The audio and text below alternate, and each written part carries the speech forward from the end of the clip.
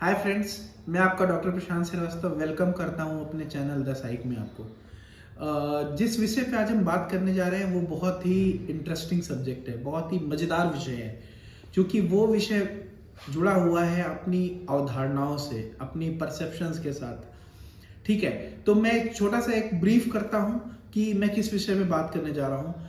आपने सुना होगा कई बार आपके अड़ोस पड़ोस में ऐसा होता होगा कि कोई कहता होगा इसके ऊपर भूत आ गया, इसके ऊपर माता आ गई, या कई बार किसी की आवाज बदल जाती है बात करते हुए। कई बार लोग आपके आसपास में लोगों के हाथ पैर सुन्न हो जाते हैं, ऐसा लगता है जैसे मिर्गी का दौरा है।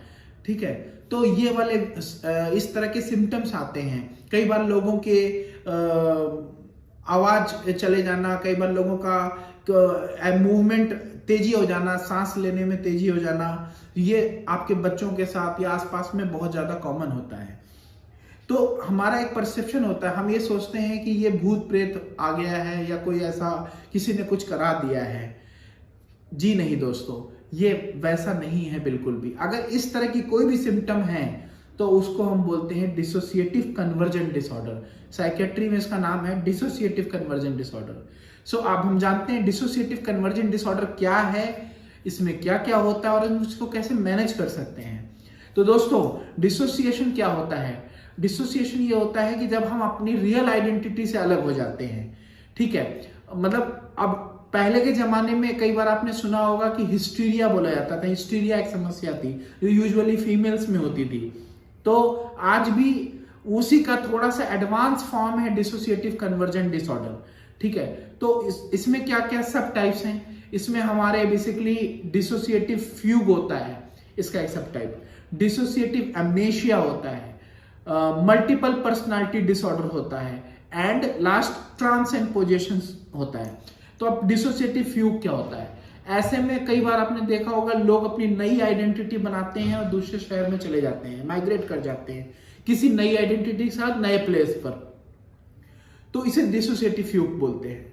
डिसोसिएटिव एमनेशिया, कई बार लोग भूलना शुरू कर देते हैं, चीजें भूलने लग जाते हैं। मैं कौन हूं, आप कौन है, डिसोसिएटिव एमनेशिया हो जाता है, उन्हें भूलने की समस्या हो जाती है। ठीक है, अब ये इन चीजों के साथ क्यों डिसोसिएशन जुड़ा है मैं भी अब बात करता हूं। थर्ड, मल्टीपल पर्सनालिटी डिसऑर्डर, जिसको हम स्प्लिट पर्सनालिटी डिसऑर्डर भी बोलते हैं। इसमें क्या होता है, ये बहुत मजेदार है। अब मैं आपको एक कोट करता हूं, मूवी आप लोगों ने शायद देखी भी हो, भूल भुलैया, जिसमें आपको कैरेक्टर याद होगा मंजुलिका। ठीक है, तो यूजुअली क्या है कि जब एक इंसान में दो पर्सनालिटी स्प्लिट कर जाए, मतलब आ जाए, कभी वो किसी पर्सनालिटी में रहेगा, कभी किसी की पर्सनालिटी में रहेगा, कई बार उसकी आवाजें बदल जाएंगी, एक फीमेल मेल की आवाज में बात करने लगेगी, एक मेल फीमेल की आवाज में बात करने लगेगा, हो सकता है वो अपने किसी नॉन पर्सन की आवाज में बात करना शुरू कर दे। तो ये होती है मल्टीपल पर्सनालिटी डिसऑर्डर्स। ठीक है, नंबर फोर्थ, अब जो डिसोसिएटिव ट्रांस एंड पोजेशंस हैं वो क्या है? आपने देखा होगा कई बार लोगों के अंदर माता आ गई, किसी के अंदर बोलते हैं दुर्गा जी आ गए, किसी के अंदर कोई भगवान आ गया, या किसी के अंदर कोई भूत आ गया, तो हम लोग क्या डर जाते हैं। तो उसमें दोस्तों डरने की जरूरत नहीं है, उसे ट्रांस एंड पोजेशंस बोलते हैं। अब मुद्दा ये आता है कि ये होता क्यों है। ये सारे सब्जेक्ट साइकोलॉजी साइकेट्री में स्ट्रेस की वजह से होते हैं, टेंशन की वजह से होता है। कई बार हमारी अपने जो हमारी टेंशन होती है, हमारा जो स्ट्रेस होता है, जो हमारी डेली रूटीन्स में हमारी डिजायर्स होती हैं, वो कई बार फुलफिल नहीं होती हैं, या कई बार डोमेस्टिक वायलेंस की वजह से, या कई बार किसी का अटेंशन लेने के लिए, ये सारी चीजें होती हैं। मतलब यूजुअली क्या होता है, हमारे पास जैसे ओपीडी में पेशेंट आता है तो हम इसे यही पूछते हैं कि ये ऐसा आपके जीवन में क्या कोई स्ट्रेस है, कोई टेंशन है? तो कई बार हमें मिलता है, जैसे हमारे पास बच्चे आए, ठीक है, बच्चा आया कोई, उसके पास उसकी आवाज चली गई है, तो वैसे में क्या होता है, हमें उसका स्ट्रेस फैक्टर पता करना है। किसी न किसी स्ट्रेस की वजह से, टेंशन की वजह से ही ऐसा हो रहा है। तो इसमें घबराना नहीं है, बहुत ज्यादा किसी तांत्रिक ओझा के पास न जाएं। कोशिश करें कि ऐसे में हम क्या करेंगे, ऐसे में हमको उसको नजरअंदाज करना है, हमें उसके सेकेंडरी गेन्स को काटना है। सेकेंडरी गेन्स क्या होते हैं? जैसे कोई इंसान को अटेंशन चाहता है, तो अगर हम उस अटेंशन उसको देते हैं तो वो बढ़ता चला जाएगा। ठीक है, वो प्रॉब्लम्स बढ़ती चली जाएगी। लाइक मान लो कोई बेहोश हो रहा है और हम उसे गले लगा लिए, 10 लोग इकट्ठा हो गए, हाय क्या हो गया, हाय क्या हो गया, वैसे में क्या होगा कि उसकी समस्याएं बढ़ जाएंगी। तो आपको जब भी ऐसा हो, आपको उसको वैसे ही छोड़ देना है, उस समय के लिए रिलैक्स जैसे वो है। मान लो अगर वो बेहोश है तो बेहोश छोड़ दो, ठीक है। तो ऐसे कंडीशन में जितना ज्यादा आप उस पर अटेंशन नहीं दोगे, डाइवर्ट करोगे, उतनी जल्दी वो ठीक होगा, ठीक है। दूसरा, जब वो ठीक हो जाता है तो आप कोशिश करें कि हम उसको रिलैक्सेशन एक्सरसाइजेस के बारे में थोड़ा गाइड करें। लाइक सुबह की वॉक करना, ब्रीदिंग करना, नींद अच्छी लेना, कोशिश करना कि चीजों को कैसे कोप करना है, क्योंकि ये सारी प्रॉब्लम्स कोपिंग की है।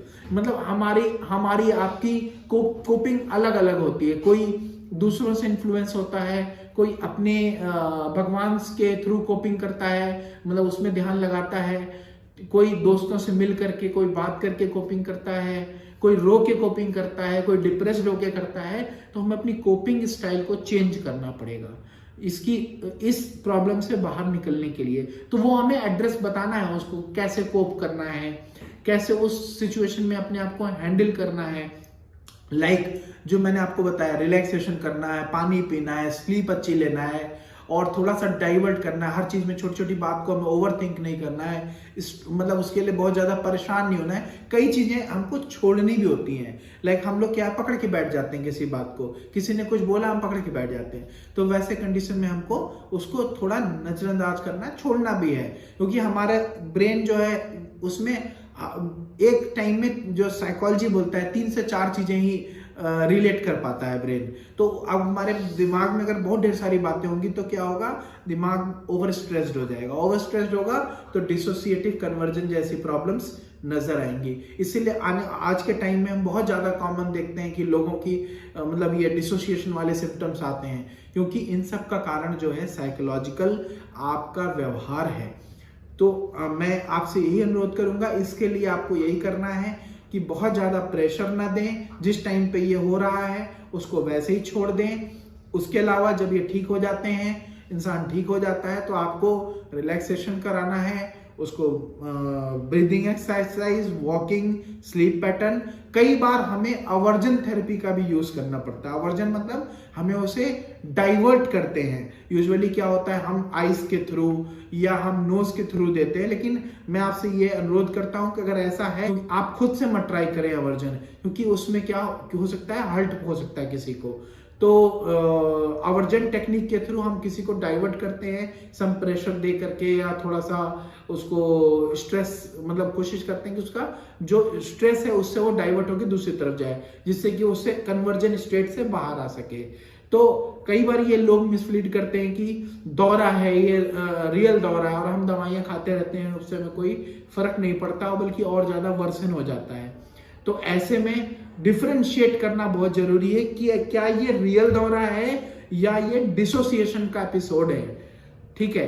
तो इसके लिए जो सिम्टम्स मैंने बताए उसको फोकस करिए, और अगर कोई लाइफ में किसी को ऐसा हो रहा है तो आपको एसेस करना है कि क्या ये स्ट्रेस की वजह से तो नहीं हो रहा है। कोई ऐसा आसपास में स्ट्रेस हुआ हो, घर में कोई बात हुई हो, स्कूल में एक बच्चे को किसी ने कुछ बोल दिया हो, कोई बात उसने दिल से लगा ली हो, तो ये एड्रेस करना हमें जरूरी है। तो दोस्तों ये बहुत ही कॉमन डिसऑर्डर है जो आजकल हमको देखने को मिल रहा है। तो मैंने जो स्टेप्स बोले उसको प्लीज फॉलो करें, और अगर आपको मेरी वीडियो अच्छी लगी है तो प्लीज लाइक, शेयर और सब्सक्राइब जरूर करें। Thank you so much.